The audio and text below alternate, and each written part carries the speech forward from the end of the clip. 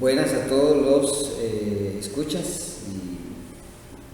Vamos a iniciar un proyecto que hace algunos meses empezamos a visualizar aquí desde las instalaciones de la Universidad Internacional San Isidro Labrador.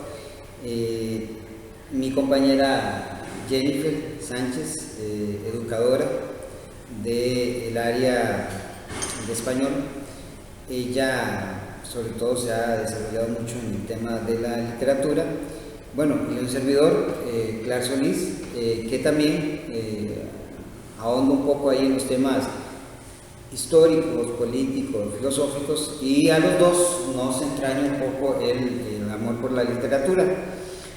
Entonces, dentro de este proyecto la idea es ahondar un poco en algunos temas que consideramos que tal vez no se tocan mucho y que es importante, digamos, profundizar. En este caso, el tema que vamos a tratar de hablar es sobre los orígenes de la literatura occidental, haciendo referencia propiamente al estudio de las obras clásicas griegas, digamos sus raíces, y también ahondar un poco ahí en cuanto a los aportes que se construyen en las sociedades helenísticas y las sociedades romanas, que son producto también de un mismo proceso histórico, que es, digamos, como la base que construye lo que vamos a llamar la cultura occidental.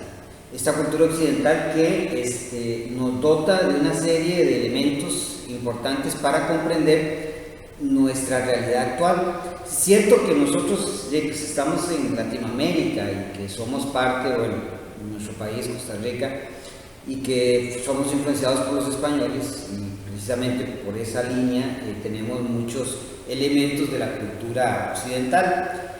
Claro que no vamos jamás a esconder o a marginar a la cultura de los pueblos originarios, porque son fundamentales, o sea, eso es parte de nuestra cultura. Pero sí es importante buscar un hilo conductor de los orígenes de ciertas ideas que se llegan a fusionar con la cultura latinoamericana, y que, bueno, ya como mestizos, ¿verdad?, en todo este proceso sabemos de antemano que somos parte de todo esta amalgama, diríamos, de ideas que construyen una forma de pensamiento.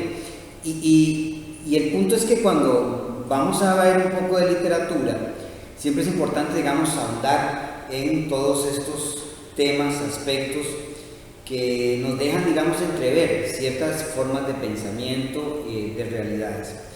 Con mi compañera Jennifer siempre nos hemos dado la labor de entrar en estos temas de discusión.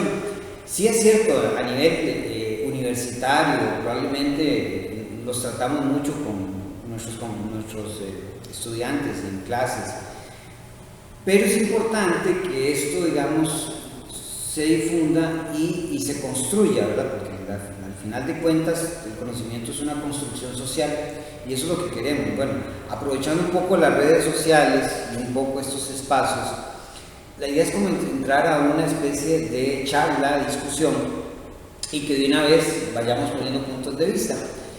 A las personas oyentes, vamos a ver si les interesa un poco el tema. Bueno, esto es un proyecto que lo veníamos manejando y queremos, digamos, irle dando plasmar. Entonces, aprovechando el apoyo que la universidad nos da para crear estos espacios, pues simple y sencillamente los utilizamos, y la idea es comentar el tema. Como les digo, digamos, vamos a hablar un poco de esta cultura griega, que es importante, es una cultura que construye las bases de nuestro pensamiento. Yo no sé si la compañera Jennifer quería referirse un poco al tema. No, muchas gracias. Primero agradecer este espacio, porque sí es una locura que creamos juntos. Siempre he dicho que somos compañeros de aventuras literarias, y aquí estamos en una más. La literatura es arte, entonces como arte no va a estar independiente de lo que suceda a su alrededor. Entonces es muy importante para eso conocer lo que estaba pasando en el momento, los contextos y los procesos históricos, políticos, sociales. Y ahí es donde es importante el punto de vista de un historiador como Clara. Por eso es que hemos hecho una dupla bonita, ¿verdad? Porque esa parte literaria y esa parte histórica son un complemento. La literatura es una forma de registrar la historia y la historia también envuelve la literatura y la inspira. Entonces es bonito porque son procesos muy entrelazados y necesarios para conocerlos, porque como todo ser humano conocedor de la cultura debemos saber de todo un poquito y saberlo, y sobre todo conocer de dónde venimos, nuestras bases. Recordemos que descendemos del idioma del latín, que pasó a la lengua romances. Entonces tenemos muy arraigados muchos elementos griegos, no solo en toda la cultura mundial, sino también en elementos, por ejemplo, religiosos, en ciertas profesiones como la abogacía, que aún se mantienen muchos términos griegos, y así podemos ver elementos griegos en toda nuestra modernidad. Entonces, dicho todo esto, vamos a comenzar, ¿verdad? Bueno, tal vez iniciando un poco para recordar que la cultura griega hay que entenderla por procesos, ¿verdad? Fases que están unidas, digamos, a los llamados prolegómenos, una palabra que significa los orígenes más distantes, que en síntesis están asociados, digamos, a una serie de acontecimientos. Un elemento que es importante rescatar acá es que tenemos que adentrarnos a una época que se conoce como una época oscura, antes del periodo arcaico. Estamos hablando de aproximadamente 1800 años antes de Cristo, donde las bases del origen de esta serie de pueblos que van a llegar, algunos migrantes a las regiones de la península griega, helénica, van a ser pueblos que vienen migrantes de diferentes zonas. Conocemos, por ejemplo, a los famosos micenos, que se instalan propiamente en la península. Y también conocemos a la antigua sociedad cretense, la famosa isla de Creta, que es un elemento primordial porque aquí se van a dar una serie de transformaciones importantísimas. Creta es fundamental para comprender, digamos, todo este proceso de construcción. ¿Por qué? Porque Creta está estratégicamente ubicada en una zona que va a conectar a las antiguas sociedades africanas, a las sociedades asiáticas, y logran hacer el hilo conductor con la antigua sociedad egipcia y las sociedades mesopotámicas. Es decir, Creta, que se construye a partir del comercio. Y aquí hay un elemento también importante de rescatar. El comercio es fundamental para comprender, digamos, todos estos procesos. Cada vez que hay una revolución a nivel de la humanidad, tenemos que entender también que hay un tráfico de bienes que se asocian mucho a este tema comercial. Y en ese tráfico comercial es donde también van a fluir las ideas. Entonces, Creta es primordial. Creta es como el elemento que crea, digamos, los circuitos económicos y los circuitos del comercio que van a crear la síntesis para que ese conocimiento de la antigüedad, que viene gestado desde la antigüedad de los sumerios y que pasan por una serie de civilizaciones, los babilonios, los asirios, en la zona de Mesopotamia, y evidentemente después de Egipto, ¿verdad? En sus periodos, en sus grandes 3 periodos antiguos, toda esta construcción se va a ir sintetizando en Creta. Ahora, los micenos que se instalan en esta llamada península griega, van en algún momento a conquistar a los cretenses. Y hay una serie de alusiones, ¿verdad?, de escritos muy antiguos que plantean todo este proceso. Bueno, el famoso mito del Minotauro, ¿verdad?, que hace asociación a la llegada de, en cierta forma, de los invasores de la península, que van a retomar a una cultura que podría estar asociada, según algunos estudiosos, a veneraciones a los toros, a este tipo de animales, que construyen en la antigüedad cultos muy particulares, ¿verdad? Y que se muestran, que son inclusive, bueno, son evidentemente mucho antes del cristianismo, y que el cristianismo en algún momento los ataca y los cuestiona, ¿verdad? Recuerden, por ejemplo, aquella famosa cuestión en el libro que hace alusión a Moisés, cuando se argumenta que el pueblo judío estaba nuevamente haciendo veneraciones. Bueno, los hebreos en este caso estaban haciendo veneraciones a un dios que se asemejaba a un becerro, exactamente, y se plantea que hay esas raíces culturales de dioses antiguos, que muy probablemente sus orígenes no sean de Creta, sino que podríamos hacerlos todavía más antiguos a la cultura egipcia. Ahora, ¿dónde es que se empiezan a reflejar todos estos elementos culturales que bueno, la historia va construyendo para ir entendiendo, por ejemplo, este proceso de creación de los primeros pueblos que llegan a estas zonas? Pues precisamente en la literatura. O sea, la literatura es uno de los elementos que, si bien es cierto, no es podríamos decir que no es una fuente profundamente fiable desde la perspectiva científica, pero sí va dando una serie de elementos o ideas que nos pueden llevar a hechos que se dieron, aunque tal vez fueron contados de otra manera. Es decir, el tema del mito.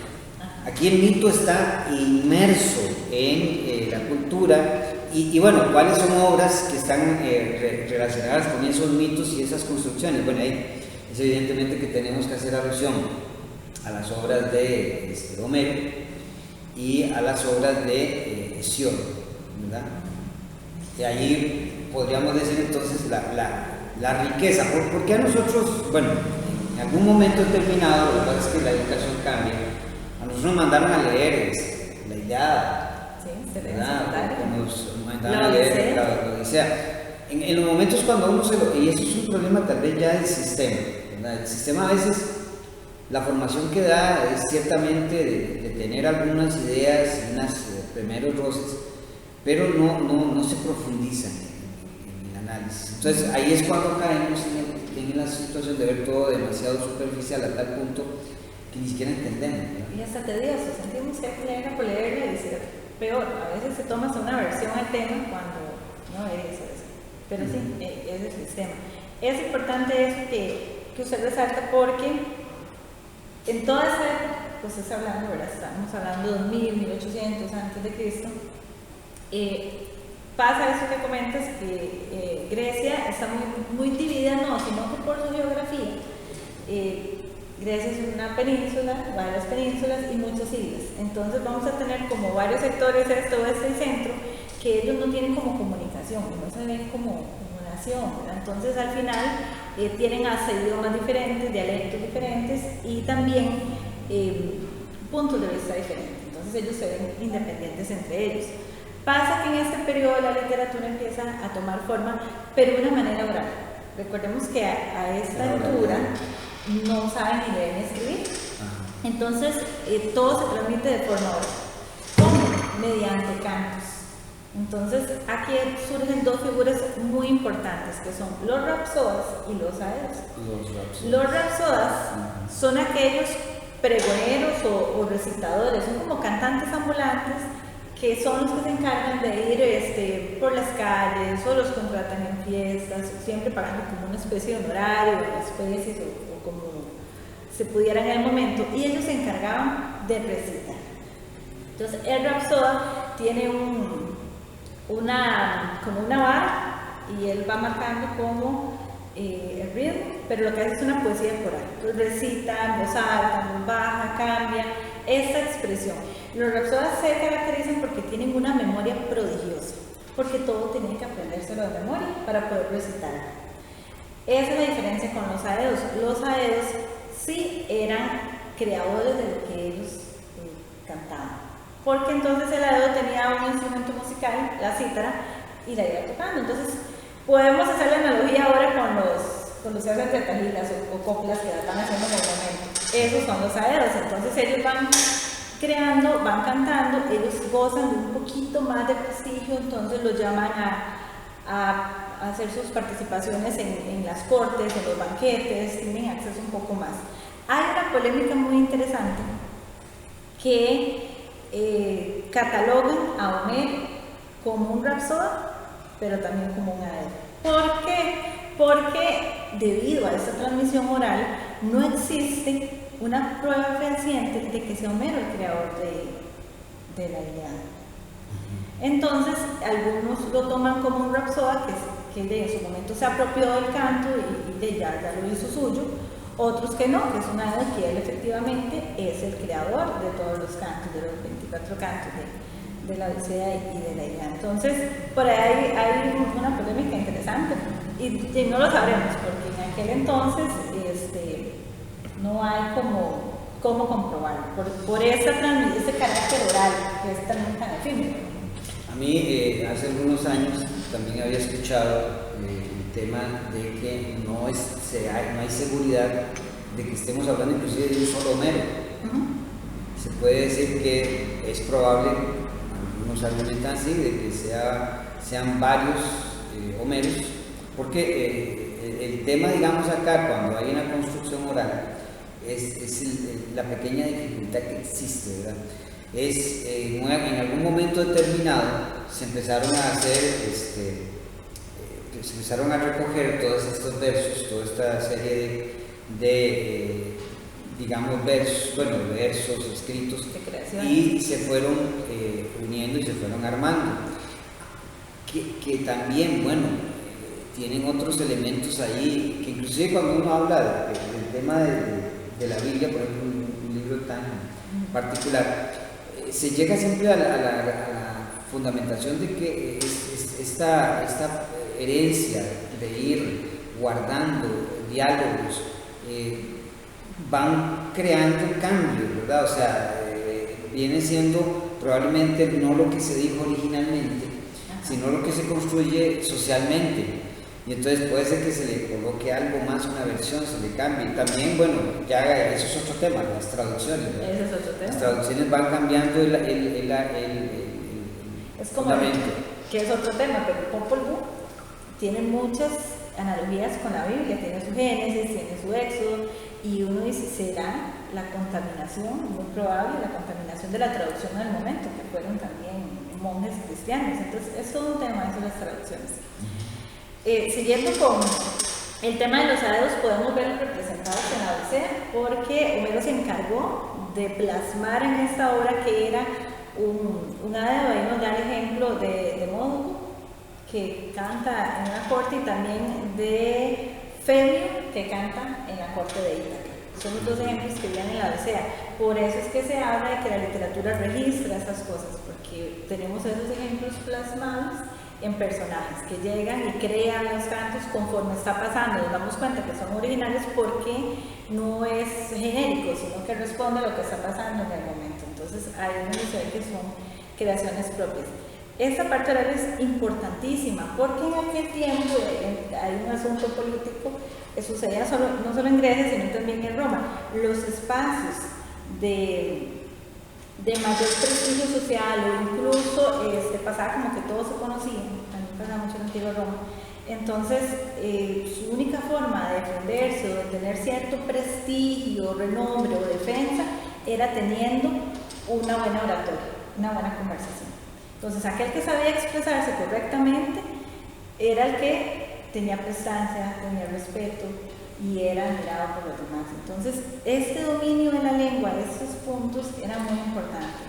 Esas figuras de los rapsodas, de los aedos, de los filósofos en su momento que están pasando al mismo tiempo, ¿verdad? Aristóteles, Sócrates, dominan el idioma, dominan la lengua y lo hacen para evocar sentimientos, para convencer, pues, la importancia de la oralidad.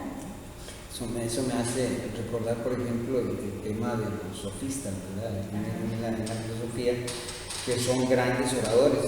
Uno de los cuestionamientos que Sócrates les hacía es que a ellos, con sus argumentaciones, daban a entender de que su argumentación era fundamentada y que con solo eso, digamos, daban fe de su pensamiento, porque la oratoria, y Aristóteles también tiene un libro que habla sobre la oratoria, era un arma fundamental del conocimiento. De hecho, es el arma del conocimiento, o sea, el diálogo, la discusión, la argumentación, que es uno de los temas que también uno rescata mucho en estos aspectos de la literatura, es transmitir un conocimiento, y esto lo hacen los griegos primordialmente en todas sus obras, ¿verdad? Transmitir, y no solamente transmitir, porque bueno, aquí nos vamos a un tema historiográfico, ¿verdad? Cuando analizamos la historiografía, y cuando hablamos de historiografía estamos hablando, ok, la historia de cómo se escribe, también estamos escribiendo la historia del pensamiento, ¿ok? Y la historia del pensamiento, en la forma que se escribe, nos va planteando el cómo se piensa. Porque usted entra en una obra de estas, usted no puede decir, digamos, vamos a visualizarlo desde la perspectiva del siglo XXI, o sea, evidentemente nosotros vamos a pensarla desde nuestra realidad, pero tenemos que adaptarnos a la realidad que ellos están conviviendo. Y hasta el punto de vista, la forma de ver la vida. Exacto, y entonces, por ejemplo, bueno, ahí siempre en estos temas de esta línea hay que hacer alusión al mito, ¿verdad? El mito es primordial, porque el mito se convierte en una forma de explicación de la realidad, que podríamos decir es una explicación fantástica, pero sí parte de hechos, o sea, existió algo que sucedió, se dio un hecho. Lo que pasa es que la forma de explicarlo no tiene tal vez una visión racional, diríamos, pero hay que explicarlo de alguna manera, o sea, tal vez faltan los elementos del conocimiento para desarrollarlo, y esto es lo rico, digamos, en estas obras, ¿verdad? Por ejemplo, como la Ilíada, que bueno, evidentemente los que estén viendo este tema o que estén analizando con nosotros, uno asume que posiblemente ya han hecho lectura de estas obras. Pero bueno, ¿qué es lo que narra? Simplemente narra las batallas que se dan entre las regiones de lo que es la península griega por unos territorios cercanos a Turquía, que era donde más o menos podría estar ubicada lo que sería Troya. Y la trama del asunto para justificar la invasión de los territorios de la península era simplemente el rapto de una mujer, ¿verdad? Y que todo está asociado a temas muy fantásticos, ¿verdad? Porque todo está asociado a un embrujo que sufre uno de los... Pero es que ahí es donde se vuelve muy interesante, porque es cierto, lo que dices es muy cierto, pero más que el mito, como una manera inexplicable, es la mitología. Porque si los romanos son más dados a ser más fantasiosos o a generar una respuesta con cualquier fantasía y quedarse bien. Los griegos no, los griegos buscan siempre la verdad, la inteligencia, la sabiduría, pero son muy creyentes y esa es su religión, de los dioses. Es tanto así que, bueno, ya vamos a ver, pero toda la literatura de los diferentes géneros que se crearon aquí en las antigüedades donde se crean los primeros géneros literarios, pero todo sucede alrededor de los dioses. Ellos son los que tienen la última palabra y el ser humano simplemente tiene que obedecer o asumir el destino que le es señalado por los dioses. No hay nada que se pueda hacer. Vean, por ejemplo, en la Odisea lo inteligente que es Odiseo. Y a pesar de sus estudios y su inteligencia, él no logra por méritos propios superar, porque siempre está la voluntad de los dioses primero. igual que la vida. Que los castigos que se dan es cuando precisamente usted se opone a una... Desafía esos. Sí, porque es una cultura, digamos, determinista. Que eso asocia mucho a la filosofía ya de... Sí, porque es algo divino, los dioses están por encima de los seres humanos. Ellos son dioses y tienen el poder absoluto. Claro, son dioses que tienen un elemento muy particular. Son dioses que perciben la realidad como humanos. Cada dios representa una especie de pasión humana, ¿verdad?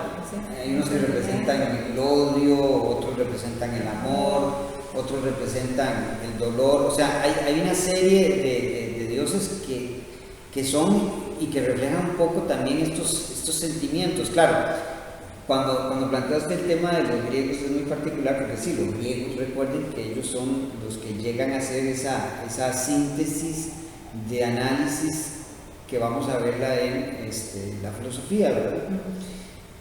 Ellos son más universales. Recuerden que ellos parten los cosmólogos que están tratando de establecer el origen del todo, ¿verdad? Son más profundos, así también es su literatura, así es también historiográficamente. Ellos son la base, ellos no tienen ningún antecedente, ellos son la base.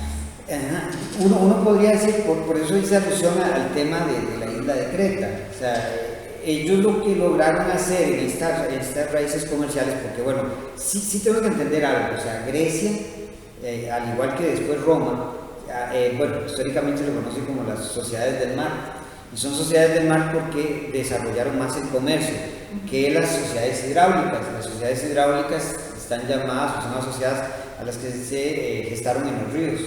Por ejemplo, Mesopotamia está alrededor de los ríos Éufrates y Tigris, y evidentemente Egipto alrededor del Nilo. Ellas se expandieron en esas aguas dulces que llamamos, que son las originarias de las civilizaciones. Pero las culturas del mar que ya se van a desarrollar, que van a crecer en el Mediterráneo, son culturas todavía más comerciales. El comercio se da evidentemente en Egipto y se da en Mesopotamia, pero va a estar restringido a esa zona. Mientras que el comercio que se va a desarrollar en el Mediterráneo va a ampliar los mundos. Y las sociedades del mar son sociedades contracultura, que están muy profundizadas, muy desarrolladas con el tema el comercio. Algunos analistas, bueno, creo que también el pensamiento marxista lo que dice es que se pasan de cambios cuantitativos, porque hay una acumulación de información, están acumulando toda la información del mundo. Recuerden, por ejemplo, la biblioteca de Alejandría, ¿verdad? Bueno, ellos están acumulando toda la información del mundo. Cuando se da este proceso de transformación económica en el Mediterráneo, se da un crisol de conocimientos y de ideas que van a transformar y van a generar las raíces de una nueva cultura que va a ser una síntesis. Entonces, claro, cuando hablamos de la cultura griega y romana, desde sus orígenes, ellos van van teniendo una riqueza enorme, que es lo que usted me fundamenta. Probablemente todos estos dioses van a llegar a tener relación con los dioses de la antigüedad, pero ellos crean algo distinto. En ese proceso de dar un salto cuantitativo a uno cualitativo, vamos a ver un cambio, que es lo que particularmente va a caracterizar la cultura griega. Bueno, la filosofía es un tema. O sea, la filosofía es una forma de pensar racional, distinta, que inclusive se está alejando de los rapsodas. ¿Verdad? Sí se está alejando de los rapsodas. Pero los rapsodas, o bueno, esta cultura de oralidad, que son los antecesores de los juglares en la Edad Media. Exacto. Pero bueno, recordemos que la idea de todo esto está asociado a las grandes batallas, y bueno, en Europa, las grandes, ¿cómo le diría? Las grandes travesías, que bueno, uno ve en Europa siempre construyen estas especies diríamos, de grandes hazañas, a través de los mares. A través exactamente de estas empresas que hacen, digamos, que todo sea una odisea, precisamente parte de todo este criterio, porque estamos hablando que, bueno, el mundo en esa época es el Mediterráneo, ¿verdad? El mundo se convierte en el origen del todo, es como la centralidad, por lo menos, que uno ve en ese momento, por lo menos en el momento de la llegada de los griegos, porque uno podría ver la centralidad del Estado. Y por eso es que Grecia en su totalidad era muy importante para el Imperio Romano, porque era el puerto más rico de ese momento. Era un punto extraordinario de intercambio. Pues vean que por eso le decía que los griegos no tienen antecedentes, porque son los que plantean las bases, tanto así que a nivel de literatura es en la antigua Grecia donde nacen 3 tipos de géneros literarios que todavía creamos en la historia. Uno va a ser vamos a ir viendo y vamos a ir comentando sus autores y también su relevancia en lo que pasaba. El primero es la épica, que la épica sí va a existir solamente en esta época antigua, porque la épica es como la base o la antecesora de la narrativa. La épica o la epopeya es contar aquellas grandes travesías, eso se nos cuenta. Todas son aquellas gestas heroicas, en la que luchar contra todo, ¿verdad? Incluso contra la voluntad de los dioses para lograr un objetivo. En estas epopeyas siempre se va a resaltar la figura de un héroe que tiene que demostrar su valía por medio de muchos desafíos, y además que muchas veces, o algunas veces, o muere o no logra ser feliz si no es después de haber pasado por mucho sufrimiento, pero siempre va a estar el elemento de la batalla, del heroísmo, de luchar por algo o contra algo, y es el ejemplo perfecto de lo que hemos visto de la Ilíada en este caso y la Odisea, que lo que cuenta son esas gestas heroicas. Y así, aquí en esta parte donde tenemos a Homero como principal exponente de la epopeya o la épica. Y también, antes que mencionabas a Hesíodo, también Hesíodo son narradores por excelencia. Sí, Homero como mucho más antecesor de Hesíodo, inicia con los cantos, ¿verdad? Porque primero son cantos, pero luego ya eso pasan a convertirse en escritos, y ya es donde nos ha llegado todavía a la época moderna. Pero sí se habla de que son el antecesor de la narrativa, porque aquí, más importante que los sentimientos, como sucede en la poesía, o que la significación, como sucede en el teatro, lo importante acá son los hechos, los sucesos. ¿Qué está pasando? ¿Qué le está pasando a nuestro protagonista? ¿Cuáles antagonistas tiene? Y tiene toda la estructura de una narrativa. Entonces, es la antecesora por excelencia, la épica. Luego tenemos la lírica, que su nombre nace por ese instrumento musical, la lira, que eran cantos. Entonces sonaba, ¿verdad?, la lira, y ellos cantaban, declamaban, y aquí sí es donde entra todo ese elemento filosófico. Porque recordemos que la poesía es subjetiva, la poesía es una expresión de sentimientos, por eso muchas veces nos cuesta analizar la poesía, porque tenemos que meternos en la piel de ese yo lírico para poder reconocer sentimientos en mis propias reacciones. Entonces, acá hay cualquier cantidad, porque recordemos, esta oralidad nace oral, nace como cantos, como expresiones, como narraciones. Entonces, hay muchísimos. Píndaro es un ejemplo. Está Safo, que es de las pocas mujeres. De hecho, Safo se le fue a cuestionar muchas veces su sexualidad, y como habla mal ahora que ella, porque era una sociedad muy machista. Luego tenemos un famoso canon que habla de los 9 poetas, como decir la generación del 27, la generación del 37. Van a haber varios que lo que hacían era una nómina, que lo que hacía era encargarse cada uno de un tema diferente. Entonces ahí es donde tenemos que algunos hablaban del amor romántico, otros le describían a los grandes banquetes, a la comida, otros a la muerte, al sueño. Entonces aquí tenemos montones. Estaba, Safo, Alcedo Mitilene, Anquionte, Estesicoro.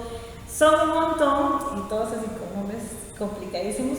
De las más reconocidas de Safo, con su Oda Afrodita, que ese sí hasta nuestros tiempos los recomendamos o lo escuchamos. Píndaro participaba de los Juegos Griegos porque cuando se hacían esos festivales, que lo que se hacía era que un día, 3 días se dedicaban a declamar. Entonces había un ganador que más que un premio ganaba prestigio, y aquí era muy importante esa oralidad y además que estaba transmitiendo, porque era satírica, que necesitaba expresar, entonces estaba muy de la mano con la filosofía, porque al final era ese espíritu de la corriente del pensamiento humano. Sí, por algo, digamos, cuando vemos esta cultura griega, es la primera cultura que se empieza a, primero a cuestionar, digamos, el origen de las cosas. Y eso viene desde las explicaciones homéricas. O sea, ellos están cuestionando de dónde vienen las cosas y dan explicaciones. O sea, evidentemente las explicaciones, como ya lo dijimos, son explicaciones muy fantásticas. Y son muy fantásticas, pero también son muy particulares, o sea, porque resulta que en este caso, bueno, en el caso de estas épicas, los dioses conviven con los humanos, o sea, están en las mismas condiciones, ¿verdad? O sea, pero es más capricho de los dioses, de jugar, de vivir donde ellos, un ejemplo es Zeus, ¿verdad? Que tiene hijos por todo lado, o sea, con el mar, pero vuelve a su divinidad, él solo juega. Sí. De hecho aquí hay un tema muy particular, ¿verdad? Cuando uno analiza el tema acá, resulta que para los dioses, los seres humanos se convierten en un juego, es un juego de ellos, es un juego, digamos, donde sus egos se empiezan a mostrar porque ellos se enojan, se molestan. Y los humanos, si no les hacen caso o les hacen un revés, ellos lo asumen como propio y empiezan el tema de los castigos, que es un poco lo que le sucede a Homero. Bueno, ahora que usted mencionó el tema de la famosa Eneida, la Eneida es un tema muy particular porque es la forma en que los romanos se integran a toda la cultura griega, porque necesitan ellos ser parte de toda esta tragedia, ¿verdad? Y bueno, es tan particular el asunto que, bueno, cuando uno lee el libro, uno lo que llega a entender, bueno, es el origen de Roma, porque la Eneida lo que plantea es el origen de Roma, pero no solamente plantea el origen de Roma, sino, bueno, los troyanos no desaparecieron, es lo que nos están diciendo. O sea, Roma es la herencia de los troyanos. Entonces esto le da otra expectativa fantástica, aunque ya sabemos que es un libro político y ahí entra otra cosa. Cuando nosotros hablamos de los griegos son profundos, universales, son, diríamos, pasionales, tienen un elemento de tratar de ver temas también, detrás de todo esto, temas de valores éticos. Hay muchos elementos que trascienden ellos. El romano es práctico, y eso se da en la historiografía. El romano lo que necesita es hacer propaganda. Son los clásicos propagandísticos, que no son tan profundos, pero ellos lo que hacen es retomar la cultura griega para utilizarlo para sus fines más concretos. Y necesito integrarme a algo que, bueno, evidentemente a los griegos, porque ellos tienen una cultura milenaria, ellos son famosos en la antigüedad, entonces yo tengo que ser parte de esa línea, tengo que ser parte de ellos. De hecho, ahora que menciona Eneida, hay gente que cree que es como la trilogía, que es la Ilíada, la Odisea, la Eneida, y no es así, son contrapartes diferentes, son tiempos diferentes, y la Ilíada y la Odisea representan la cultura griega, la Eneida la cultura romana, que fue esta apagada cera. Pero dentro de, bueno, el tercer género literario que se me queda por ahí es el drama. Los griegos crearon el teatro y lo crearon como una forma de catarsis. De hecho, esta palabra catarsis nace en la antigua Grecia y es el yo dentro del otro yo, como un alter ego en donde yo puedo decir y hacer lo que yo quiera sintiéndome sin consecuencias o sin repercusiones. Entonces yo me convierto en un alter ego de lo que pienso y todo, pero soy una obra de teatro, estoy expresando, entonces no se toma en serio. Entonces, era una manera, no denuncia política porque no era eso en ese momento, sino una expresión de lo que yo no podía porque no debía, porque era ético, porque recordemos que estamos, como decía usted, los griegos al ser como tan puristas y tan éticos, se vuelven egocentristas en ese sentido, ¿verdad? Entonces, como que no me vean en esto, entonces lo represento. Perfeccionistas y tomamos la filosofía platónica, claro. ¿verdad? Ellos, recuerden que para ellos, de ahí es donde nace todo este elemento también, de que ellos son la civilización. El resto que lo que hay después de ellos es barbarie. Sí. Barbarie. Sí, exacto. Ellos son los únicos que tienen el poder, el conocimiento. Y es interesante porque a la vez que se crea el drama, se crea de una vez dos corrientes, que es la tragedia y la comedia. Y es muy interesante porque si un escritor se dedicaba a tragedia, solo se quedaba en ese subgénero. Si se dedicaba a comedia, solo a comedia. Estaban como muy encasillados y no podían escribir de una u otra cosa. Entonces, tragedias hay montones y es lo que más sobresale en lo que es la literatura griega. Ahí tenemos a Esquilo con el famoso Prometeo encadenado, que al final, ¿qué es la historia de Prometeo? Alguien que se atrevió a desafiar a los dioses y recibió un castigo. Le roba el fuego a los dioses para dárselos a los humanos. Una señal, la luz, el fuego, una señal de conocimiento. Y aquí está la trama, aquí está la trama de que cuando yo rompo la norma, recibo un castigo. Me pasa algo. Y esto es una constante en toda la literatura griega, ¿verdad? Y el asunto es que siempre se está rompiendo la norma, porque siempre van a haber historias trágicas de castigos, de dolor, que hacen un poco ver cuando la humanidad rompe lo que debía ser y se enfrenta, te lo juro que va a recibir un golpe, que no va a quedar impune, que siempre va a haber un acontecimiento. Y esto es como una advertencia de lo que puede pasar. Sí. Otro escritor de tragedia es Sófocles, que él es el que crea, Edipo Rey, que también se lee en secundaria, y además todo el mito de Electra y el complejo de Edipo, todo esto es Sófocles. Que bueno, eso que nos refleja, que es una cultura evidentemente milenaria, una cultura que experimenta todos aquellos elementos que nosotros, ya en el siglo XX, siglo XXI, se empezaron a ver dentro de la psicología, ¿verdad? Esos elementos que son propios, o sea, ellos ya los vivieron. Ahora que estamos mucho en la cultura esta de la visión de género y de toda esta visión nueva de la expresión, digamos, de todos estos elementos, toda esta serie de cosas, en la cultura griega estaban presentes, nunca estuvieron escondidos. No, de hecho, eso tiene raíces de ahí. De hecho, uno que Eurípides, las obras de él no son tan conocidas, pero son más psicológicas.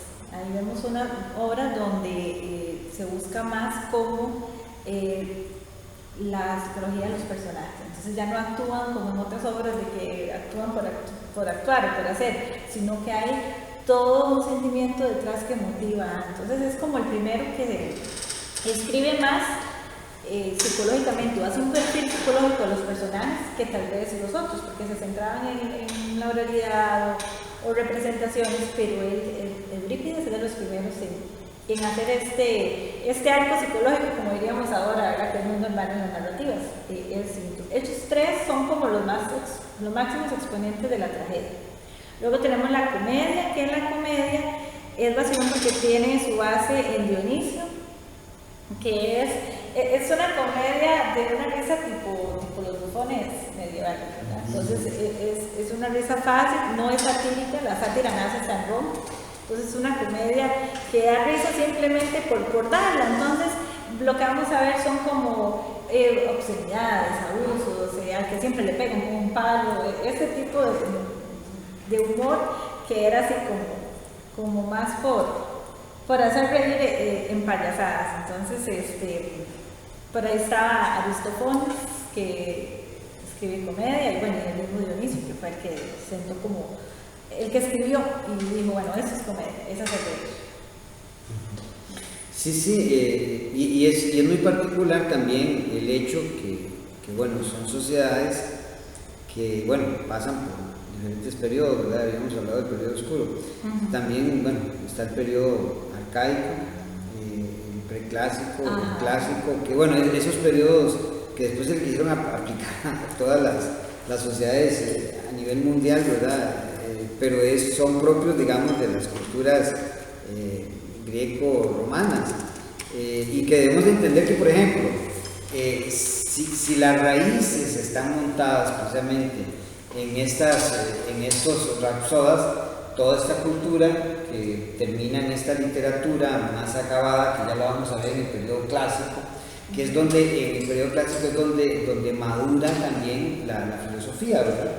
Ahí es donde vamos ya a empezar a conocer las ideas de Platón, las ideas de Aristóteles, y bueno, antes de Platón, que Platón es el que habla de Sócrates, que ya es otra época, ¿verdad?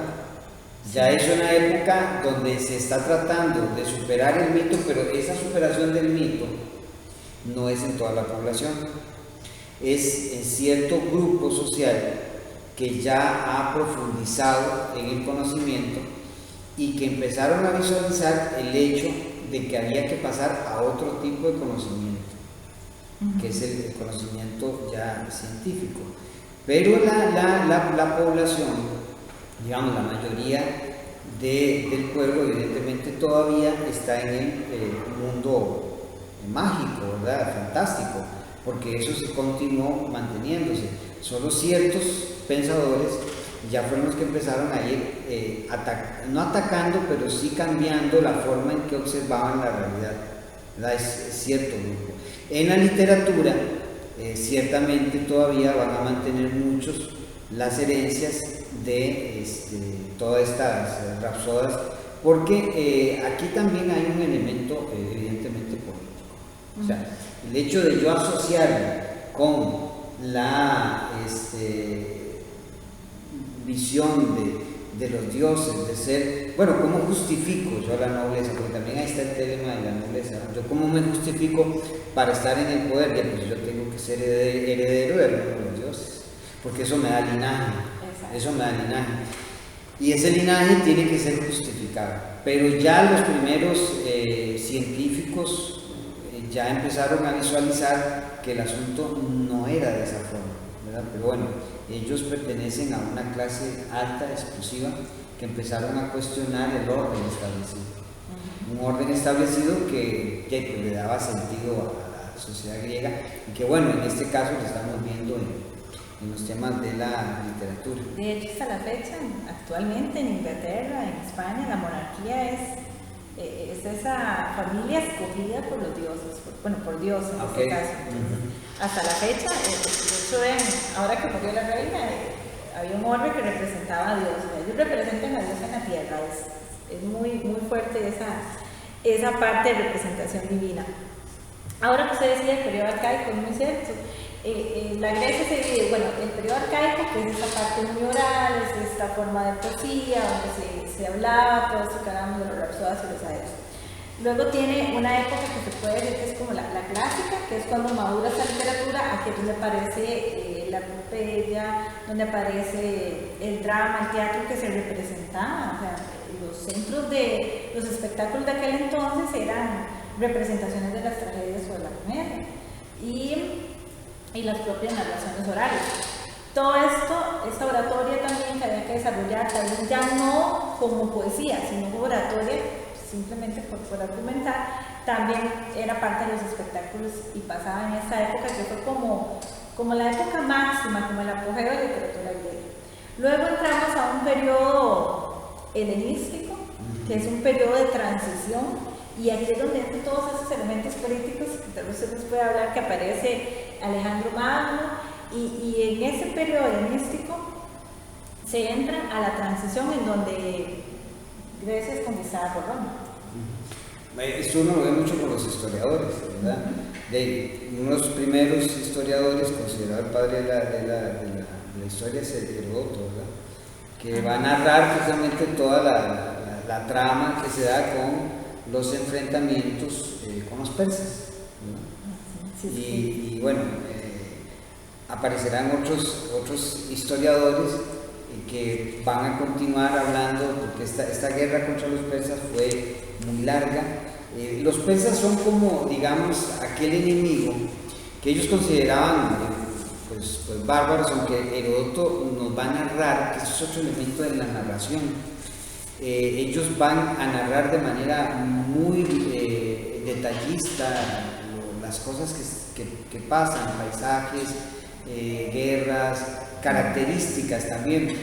Heródoto nos da una visión de los persas un poco más profunda, diferente a los nuevos libros de historia. Bueno, hay una figura que es tal vez un historiador muy particular, que es Polibio. Polibio, griego, que posteriormente va a ser tomado por los romanos y va a estar, digamos, en ese proceso que tiene que ver inclusive con ya prácticamente la decadencia de lo que fue Grecia, y que está asociada también a todo aquel proceso interno. Los griegos, digamos, se unen en ligas para enfrentarse primero a los persas, pero posteriormente los griegos ya esto... No era guerrero, era más pensador, más intelectual. Sí, sin embargo, por ejemplo, en los griegos, y ahora que se plantea esto es muy particular, bueno, ahora que estabas hablando de esa, digamos, fragmentación que existen en las famosas polis.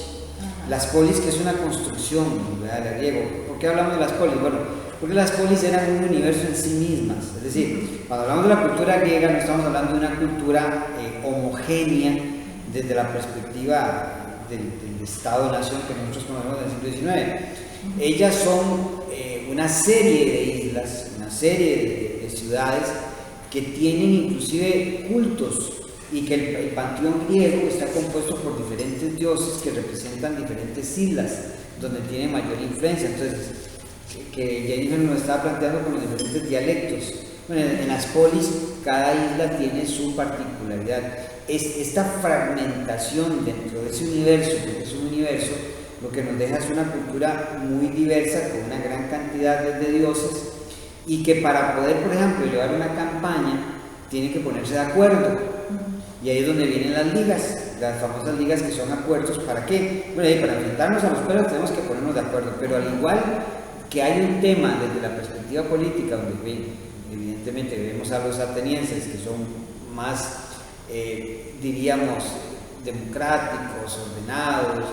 También tenemos a los espartanos, ¿verdad?, que ellos son ya más guerreros, más violentos, hasta tienen estilos de gobierno diferentes, desde una visión muy tiránica hasta gobiernos que son más... y eso se casa con la leyenda del caballo de Troya. Ajá. Por la astucia, no puede ser la astucia. Ajá. Que esto es otra cuestión muy particular. A mí me pasó que como uno siempre le hablaban del caballo de Troya, ¿verdad?, y que fue una de las motivaciones que me hizo leer la Ilíada y la Odisea. Pues resulta que ya me tiré toda la Ilíada y no me apareció nada, y me tiré toda la Odisea y tampoco aparecía nada. Habían alusiones, pero como que no era claro. Después me di cuenta de que, claro, la Ilíada hablaba de la guerra de 10 años, pero no hablaba del final. Usted le lee la Ilíada y no sabe qué pasó. Queda nada más como en la muerte de Héctor, creo. Están enterrando a Héctor y es más, creo que es Aquiles, sí, Aquiles que ahí no se ve la muerte, porque es el famoso tendón de Aquiles. Entonces uno en esto se queda como medio picado, o sea, que también vea que Aquiles quiso desafiar su destino, no quería ir a pelear. Él se opuso. Es que también este es otro elemento muy particular. Los dioses entre ellos y los semidioses, los dos semidioses, ellos eran personajes que tomaban sus propias decisiones, eran controversiales. Ahí tenemos a Odiseo, ¿verdad? Cuando se le atraviesa a los dioses y lo que hacen es castigarlos. Eso es una constante. Entonces les decía, bueno, que yo buscaba la batalla de Troya y no encontraba. Y después me meto a leer el Ulises, pues llego y Ulises, que Ulises, recuerden que toda esta trama dura 10 años, 10 años la Ilíada, 10 años la Odisea. Y en la Odisea es un vacilón porque resulta que el famoso Odiseo, llamado Ulises, lo castigan y tiene que rondar 10 años, ¿verdad? Pero resulta que tampoco habla de Troya, no habla qué pasó, y uno se llega a encontrar la versión de qué pasó en la Eneida. Y entonces, exacto, de hecho, y explica y llena, o sea, logra llena el vacío y une caos.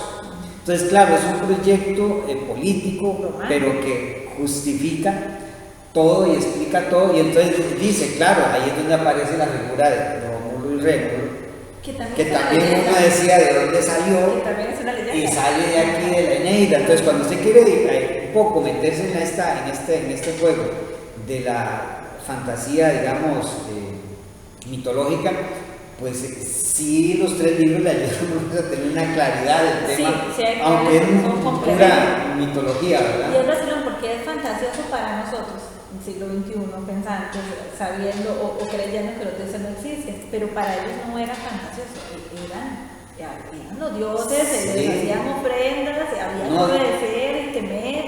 Y ahora que decías Odiseo, Ulises, Odiseo es la versión de Homero y Ulises es la traducción latina, la romana, que así es como comienzan los cimientos de la literatura ya romana. Las primeras producciones romanas no son más que traducciones en el latín, porque recordemos que los griegos tenían muchos dialectos, pero el idioma romano era latín. Entonces ellos empezaron haciendo traducciones, y aquí es donde, por ejemplo, Livio Andrónico es el primero que realiza una obra y es una traducción de la Odisea, una adaptación, y ahí es donde nace Ulises. Hay toda una contraparte, por ejemplo, Zeus en la mitología romana es Júpiter, y hay toda una analogía. Entonces, dependiendo de la traducción que esté leyendo, es muy confuso, porque si no se tiene claridad de cuáles son griegos, cuáles son romanos, es difícil. Los griegos en eso son prácticos. Es que para entender a los griegos hay que entender el pragmatismo. Ellos no van a complicarse en la construcción. Ellos lo que van a ver es cuáles dioses están ahí, cuáles me funcionan dentro de mi entorno social y los tomo. Ya se me está acabando el tiempo. ¿Cómo pasa rápido, verdad? Está uno entretenido. Cuando se analiza, bueno, la idea es eso, digamos, sí, porque de los romanos hablamos poco de los helenos. Es muy probable que vayamos a volver a retomar para... Pero es por lo mismo, porque la trascendencia y los orígenes importantes y valiosos son griegos. No es que los romanos no los tengan, sino que los romanos siempre fueron muy claros en que la conquista griega les iba a llenar a ellos esa parte intelectual, filosófica que ellos eran conscientes que era su carencia. De hecho, la Eneida es un pedido que hace el emperador de ese momento, no recuerdo cuál era, que encarga a Virgilio hacer la Eneida. La Eneida es pagada a hacer para decir, bueno, como toda nación necesita tener sus propios elementos soberanos. El heredero de Julio César. El heredero de Julio César. Recuerden que Julio César es asesinado por el Senado y bueno, el sobrino, si no me equivoco, es el que llega luego a tomar el poder y se venga de todos los que lo mataron, y a partir de él tiene que construir, porque ya viene el imperio, es que eso es lo importante, y el imperio tiene que tener un origen divino, porque bueno, tenemos la estructura de la república, pero hay que empezar a hacer al César a partir de esta tragedia de Julio, ¿verdad? Augusto. Entonces lo que va a plantear es representar el origen de Roma desde una perspectiva divina, y bueno, ahí es donde contratan a este poeta Horacio, que es considerado uno de los mejores poetas. Tenemos a Plauto, a Cicerón, esos sí son meramente romanos. Más adelante hay un periodo latino-cristiano donde aparecen textos también ya más religiosos o textos cristianos, ahí está San Agustín, San Jerónimo, que son escritores, y ya empieza otro proceso que nos va a llevar más adelante a la edad medieval, o bueno, ya una civilización más formada. Aquí lo que pasa es que al final la literatura griega empieza a diseminarse, no a perder trascendencia, pero sí a perder su auge, porque ya desde la conquista del Imperio Romano ya no son ellos, ¿verdad? Sino que se mezcla y a la vez se mezcla con todas estas culturas, porque el Imperio Romano se expande por toda Europa. Entonces, ya ahí la línea se pierde. Bueno, aquí finalizamos, pues la idea es abarcar una hora más o menos. Creemos que es un tiempo específico que podemos trascender en esto y abarcar lo que queremos. Bueno, en algún momento vamos a retomar algunos otros temas que son de vital importancia para comprendernos fundamentalmente en la actualidad. La idea es entender nuestra herencia occidental.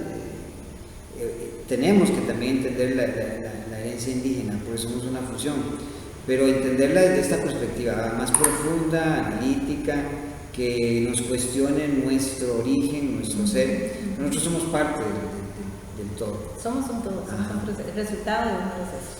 Esperamos de verdad que lo hayan disfrutado como nosotros lo disfrutamos haciéndolo. Si hay algún tema que les gustaría que conversemos, estamos a la orden para cualquier sugerencia y esperemos encontrarnos más adelante. Muchas gracias. Muchas gracias y nos vemos en un próximo capítulo, así lo podemos llamar.